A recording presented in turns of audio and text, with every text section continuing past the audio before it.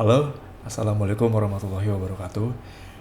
Perkenalkan nama saya Adi Rahmat Budiman, mahasiswa Universitas Mercu Buana, kelas Kewirausahaan 1. Dan kali ini saya akan mencoba mempresentasikan sebuah ide bisnis, sebuah bisnis media yang kita yakin akan memberikan sebuah solusi dari sebuah masalah dan tentunya profitable. Oke, kita langsung aja ke presentasinya.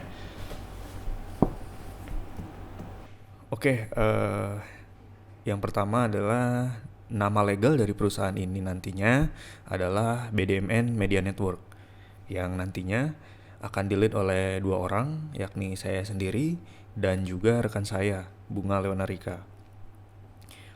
Selanjutnya the problem.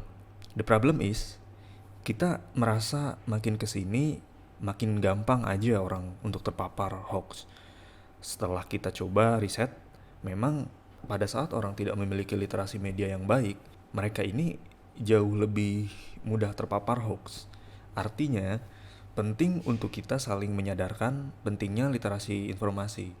Kemudian, the solution is kita perlu merekonstruksi perspektif orang terhadap media. Jadi, jika pesan yang sama dipersepsikan berbeda, itu sudah sewajarnya.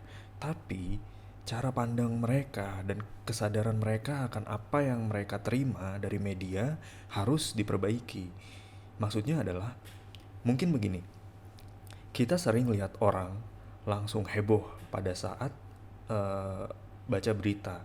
Padahal baru baca headline-nya aja. Udah heboh, ternyata itu hoax. Ini akibat kurangnya literasi informasi. Dan inilah produk kami yang kami yakin memiliki potensi mempermudah orang dalam memahami sebuah informasi. Ini adalah produk kami. Produk pertama, rpul.co adalah sebuah konten di platform video YouTube dengan beragam topik, mulai dari sejarah hingga current issue yang kita sajikan menarik dengan infografis juga ilustrasi. Nah, kemudian yang kedua ini, produk kedua, rekap hari ini, adalah sebuah konten yang secara khusus akan merangkum berita dari banyak sumber mengenai satu topik yang akan kita bantu dengan infografis dan ilustrasi juga nantinya. Produk ini nantinya akan di sosial media Instagram. Nah, selanjutnya target utama kita ini siapa sih? Nah, dari produk ini tentu adalah yang pertama pelajar, karena kita merasa mereka ini area yang penting untuk di-remind soal literasi informasi ini. Kemudian kita targetkan para pekerja dan juga keluarga, area-area yang begitu digemari oleh media sebagai bahan berita tentunya, seperti bisnis, finansial, dan gaya hidup. Nah, selanjutnya pada prosesnya produk kita akan disasarkan di pasar yang sudah memiliki infrastruktur tentunya, dalam hal ini ketersediaan internet. Nah, lebih spesifik lagi, kita akan menyasar kota-kota di Jawa, kota-kota besar di Jawa dan Sumatera yang penetrasi medianya sudah tinggi. Nah, untuk kompetitor kita, kita sudah memetakan ada 4 measurement yang kita gunakan, yakni general kategori dan niche kategori, lalu mainstream media dan new media. Untuk BDMN sendiri, kita menempatkan posisinya di general kategori dan sebagai new media. Dengan kompetitornya seperti yang kita lihat, ada box to box, podcast, lalu ada asumsi di portal news. Nah, untuk monetizing kita prioritaskan dari 3 revenue sources, yakni ads, ada built-in product, dan YouTube views. Tapi tentu kita akan sangat optimis dengan potensi search yang lain. Nah, selanjutnya untuk milestone, kita sudah memetakan mulai dari produk di launching ini, kita coba lakukan big promotion 2 bulan setelah launching, lalu kita aktifkan YouTube monetization, lalu 1 tahun setelah launching ini, kita berusaha untuk menggait partnernya seperti brand. Lalu puncak pertama dari milestone ini, kita akan memiliki 20 lebih partner dan 1 juta YouTube views per kontennya.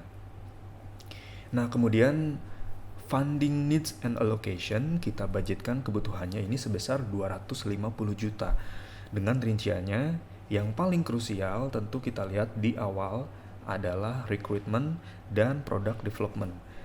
Kita perlu manpower yang tepat untuk menggarap produk ini. Artinya secara konten kita akan coba gali dan kita coba buat baik sebaik mungkin untuk kita launch ke publik. Oke, selanjutnya untuk tahap marketing and customer acquisition, secara konsisten untuk di tahap acquisition ini ya, secara konsisten produksi dan publish konten-konten akan kita lakukan, baik konten yang timeless maupun yang current issue, ini demi menarik audiens di awal-awal dan menciptakan awareness pada produk kita, pada konten kita. Lalu kemudian di tahap conversion, pada saat audiens sudah aware dengan produk kita, dengan konten kita, dan mulai appealing dengan konten, selanjutnya adalah kita mencari partner. Kita akan berpartner dengan beragam brand demi menambah value dari konten kita. Kemudian mulai menciptakan bibit-bibit profit. Nah, di tahap retention ini nanti, pada tahap ini kuantitas dan juga kualitas konten akan terus ditingkatkan sehingga menciptakan kepercayaan dan juga advokasi dari audiens secara otomatis. Tentu kita ingin secara tidak langsung konten kita ini disebar oleh para audiens itu sendiri. Yap. Oke, itu dia tadi presentasi saya soal bisnis ini. Sekian dari presentasinya dan semoga bisnis ini bisa menjadi sebuah solusi dan mengatasi sebuah masalah dari kurangnya literasi media dan menghentikan penyebaran hoax. Oke, terima kasih.